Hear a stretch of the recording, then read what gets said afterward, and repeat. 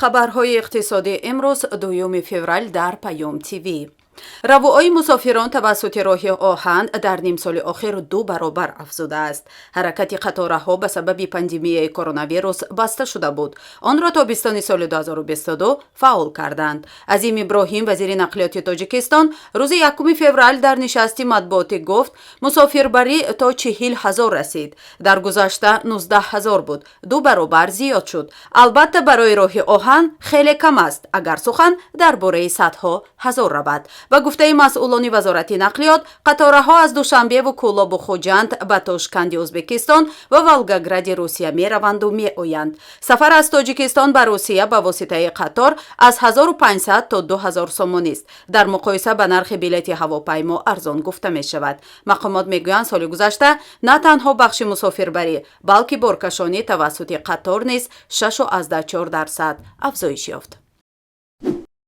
тоҷикистон аз рӯи захираи сурма дар ҷаҳон дар ҷойи дуввум қарор дорад. сардори саридораи геологияи Тоҷикистон Илҳомҷон Оймуҳаммадзода дар нишасти хабарӣ гуфт, аз рӯи захираи сурма дар ҷойи аввал дар ҷаҳон Чин қарор гирифтааст. дар ҷойи дуввум Тоҷикистон аст. аммо миёни кишварҳои иттиҳоди давлатҳои мустақил Тоҷикистон аз рӯи захираи сурма дар ҷойи аввал аст. аммо Оймуҳаммадзода мушаххас накард, ки ҳаҷми захираи сурма дар Тоҷикистон чӣ қадар аст. ба гуфти Оймуҳаммадзода, дар ҷумҳурӣ 11 кони сурма мавҷуд аст. вазорати савдои Қазоқистон қарор дар бораи бастани намояндагии тиҷоратии ин ҷумҳурӣ дар Русияро ба муҳокимаи умум дар портали лоиҳаҳои қонунгузорӣ пешниҳод кардааст. ҳуҷҷат дар сайти Opel NLA нашр шудааст. муҳокимаи ҷамъиятии лоиҳа 2 ҳафта давом мекунад. ин дар ҳолест, ки намояндагии тиҷоратии Қазоқистон дар Русия ба хабаргузории РБК гуфтанд, ки онҳо ба таври муқаррарӣ кор мекунанд.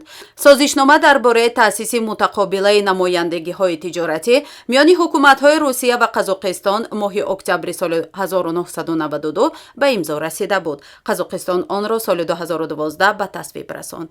афзалияти кори намояндагии тиҷоратӣ кӯмаки бемузд ба содиркунандагон ва дистрибьютерони Қазоқистон ба ворид шудан ба бозори Русия, инчунин ҷалби сармояи хориҷӣ ба Қазоқистон мебошад. онҳо ба соҳибкорони қазоқ дар пешбурди молу хизматрасонӣ дар Русия кӯмак мерасонанд, инчунин фаъолияти иттилоотӣ ва таҳлилӣ мегузаронанд. нархи арз. бонки миллии Тоҷикистон арзиши сомониро нисбат ба асъори хориҷӣ барои имрӯз 2 феврал эълон кард. тибқи нишондоди Бонки миллии Тоҷикистон, арзиши 100 рубли русӣ барои имрӯз 14 сомониву 60 дирам аст. ин ниҳод қурби миёнаи фурӯши $100 Иёлоти Муттаҳидаи Амрико дар муассисаҳои қарзии Тоҷикистонро 1030 сомониву 52 дирам арзёбӣ кардааст. Бонки миллӣ қурби миёнаи фурӯши 100 евроро 1123 сомониву 27 дирам арзёбӣ кардааст. нархи тилло.